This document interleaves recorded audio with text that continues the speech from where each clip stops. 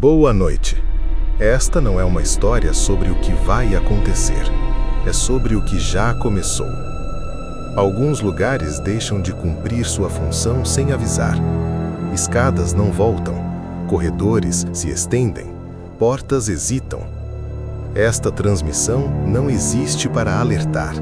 Existe para registrar. Se reconhecer algum espaço descrito aqui, não confirme. A transmissão vai começar. O prédio sem porta. Aquilo que não convida. Boa noite. Antes de continuar ouvindo esta transmissão, observe atentamente o lugar onde você está. Veja as paredes, as janelas, as portas. Certifique-se de que todas ainda cumprem sua função. Pode parecer um pedido estranho, mas há lugares que existem sem permitir entrada, e ainda assim conseguem nos receber. O aviso de hoje é sobre um edifício que não deveria estar de pé. Ele não aparece em registros recentes da prefeitura. Não consta em plantas urbanas atualizadas e não possui escritura válida. Mesmo assim, insiste em surgir no mesmo quarteirão há pelo menos 50 anos, ignorando demolições, reformas e o simples passar do tempo. Chamam-no apenas de prédio cinza. De fora parece comum. 3 andares, fachada lisa, nenhuma placa comercial, nenhuma janela quebrada, nenhum sinal explícito de abandono. O problema está no detalhe que todos notam apenas depois de olhar 2 vezes. O prédio não tem porta. Nenhuma entrada visível, nenhum portão lateral, nenhuma escada externa, nada. Apenas paredes contínuas, sólidas. Como se o edifício tivesse sido construído para ser observado, não acessado. Durante anos, moradores do bairro acreditavam que fosse uma construção inacabada, ou talvez uma antiga caixa d'água desativada.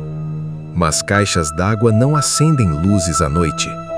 Não projetam sombras humanas atrás de janelas fechadas. O primeiro relato chegou a esta rádio há 23 anos. Uma mulher afirmou ouvir passos vindos de dentro do prédio às 3 da manhã. Passos lentos, ritmados, subindo e descendo escadas que ninguém jamais viu. Quando ela ligou para a polícia, os agentes apenas deram a volta ao quarteirão, confirmaram a inexistência de entrada e foram embora. Os passos continuaram. Com o tempo, outros relatos surgiram. Pessoas afirmavam ouvir tosses, arrastar de móveis, o som característico de uma torneira pingando. Em algumas noites, vozes conversando em tom baixo, como se alguém estivesse tentando não acordar outra pessoa. Mas o prédio permanecia fechado ao mundo. Até que alguém decidiu observar por mais tempo. O zelador do quarteirão, um homem chamado Augusto Ferraz, começou a anotar padrões. Ele percebeu que em certas noites específicas, sempre próximas da lua nova, as janelas do 2º andar apresentavam uma diferença sutil. Não era luz, era presença. Sombras se moviam atrás do vidro fosco. Não sombras humanas completas, apenas fragmentos. Um ombro, parte de um rosto, uma mão apoiada como quem se cansa de esperar. Augusto tentou alertar os moradores. Foi ignorado. Até que um dia, algo mudou. Uma porta apareceu. Não na fachada principal, não nas laterais, mas no fundo do prédio. voltada para um beco estreito que quase ninguém utilizava. A porta era simples, de madeira escura, sem maçaneta externa. Ela apareceu numa terça-feira. Na quarta-feira, desapareceu. Mas naquele único dia, 3 pessoas afirmaram ter entrado. Nenhuma delas foi vista novamente. Desde então, o prédio passou a apresentar um comportamento novo. Ele escolhe. Em noites específicas, a porta surge outra vez, sempre no mesmo local, sempre por poucas horas e sempre invisível para a maioria das pessoas. Aqueles que a veem descrevem uma sensação estranha, como se o prédio estivesse olhando de volta. Um chamado silencioso, educado, insistente. O aviso desta noite é simples. Se você estiver passando por um quarteirão, onde sempre houve um espaço vazio, e perceber que agora existe um prédio, não tente se aproximar demais. E se por acaso enxergar uma porta onde nunca houve uma, não bata. O prédio não atende visitas. Ele aceita apenas moradores. A vida dentro do concreto. Na última vez que a porta apareceu, havia chuva. Chuva fina, constante, suficiente para afastar curiosos e tornar o beco ainda mais estreito. Foi nessa noite que Marcos Lemos, estudante de arquitetura, decidiu investigar. Marcos havia se mudado para o bairro há apenas 3 meses. Ao contrário dos moradores antigos, não crescera ouvindo histórias sobre o prédio cinza. Para ele, tratava-se apenas de uma anomalia urbana interessante, um mistério arquitetônico que desafiava a lógica. Quando viu a porta, não sentiu medo, sentiu curiosidade. Ele descreveu em um áudio enviado a um amigo, recuperado posteriormente, que a porta parecia correta demais para estar ali. Não havia sinais de ferrugem, cupins ou desgaste.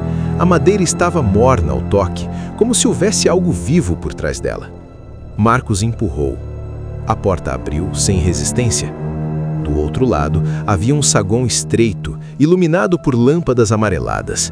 O ar tinha cheiro de prédio antigo, poeira, papel, algo levemente metálico. O som da chuva desapareceu no instante em que a porta se fechou atrás dele. Sim, fechou sozinha. Marcos não entrou em pânico. Ainda não. Ele começou a explorar. O interior do prédio não condizia com o exterior. Havia mais espaço, corredores longos demais para 3 andares, escadas que se estendiam além do esperado, portas numeradas, como em um prédio residencial comum, portas trancadas, todas, exceto uma. Apartamento 203. Marcos bateu. Ninguém respondeu. Quando girou a maçaneta, a porta estava destrancada. Dentro, encontrou um apartamento perfeitamente habitável. Móveis antigos, mas bem cuidados. Fotografias nas paredes. Um rádio ligado, transmitindo música baixa. Uma frequência que ele não reconheceu.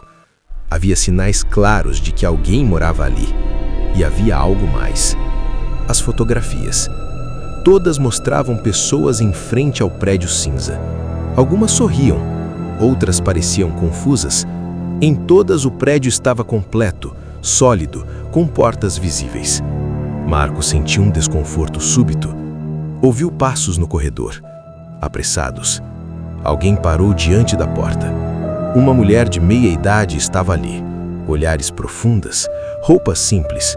Um olhar que misturava alívio e resignação. Ela se apresentou como Clara. Disse que morava no prédio havia algum tempo. Marcos perguntou quanto tempo. Ela hesitou. Aqui dentro, isso não importa. Clara explicou que o prédio não seguia regras comuns. Pessoas entravam em momentos específicos. Algumas conseguiam sair, raramente. A maioria permanecia. Ele nos acomoda, disse ela. Nos dá espaço, água, luz, vozes. Marcos perguntou sobre comida. Clara sorriu, triste. a gente não sente fome do jeito normal. Eles caminharam pelos corredores. Marcos percebeu algo perturbador. Não havia crianças, nem idosos, apenas adultos em idade indefinida, como se o tempo tivesse congelado todos em um ponto específico da vida. Em certos corredores, portas estavam abertas, apartamentos vazios. Em outros, pessoas sentadas em silêncio, olhando para paredes nuas, como se esperassem instruções que nunca viriam. O rádio do prédio começou a chiar. Uma voz familiar ecoou pelos alto-falantes. Nem todos os lugares precisam de saída. Marcos reconheceu a frequência. Era esta rádio. Ele perguntou a Clara se conhecia a voz. Ela assentiu. Ela fala com o prédio. Nesse momento, o chão tremeu levemente. As paredes emitiram um som grave, profundo, como um suspiro coletivo. Clara segurou o braço de Marcos. Ele sabe que você quer sair. O prédio não gosta disso. Quem fica, quem some. Marcos correu. Não sabia exatamente para onde, mas correu mesmo assim. Corredores se estendiam à frente, mudando de forma conforme ele avançava. Portas surgiam onde antes havia paredes. Escadas levavam a andares que não faziam sentido. O prédio estava reagindo.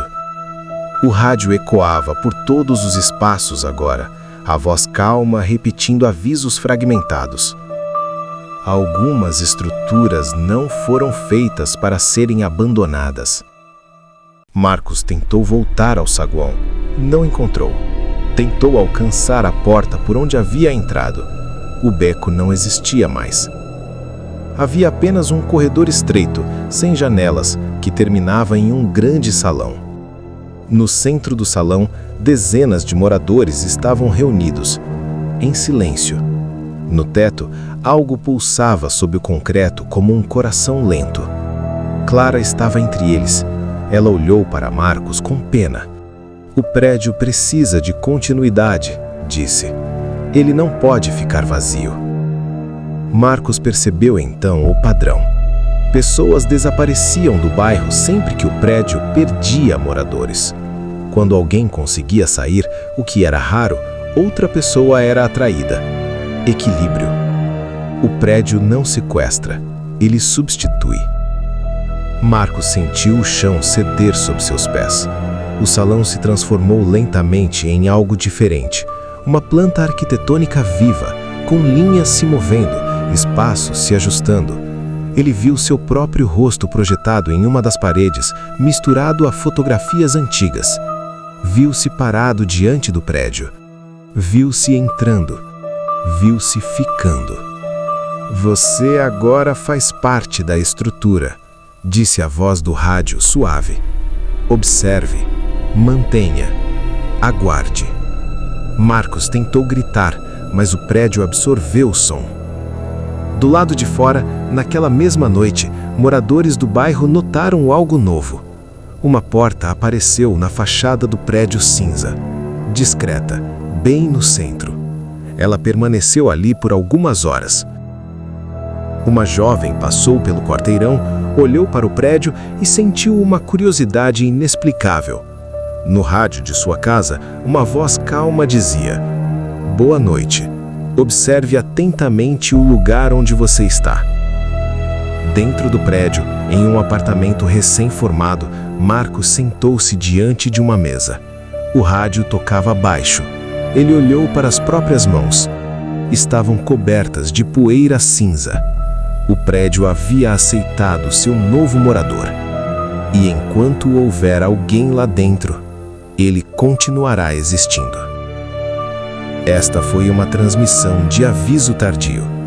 Alguns lugares não precisam de portas. Eles sabem quando você já entrou. A transmissão termina aqui. Se esta história ficou com você por mais tempo do que deveria, ela cumpriu sua função. No História do Nunca, novas narrativas surgem onde o silêncio começa. Inscreva-se, ative o aviso e volte quando o próximo lugar aparecer. Algumas histórias não esperam.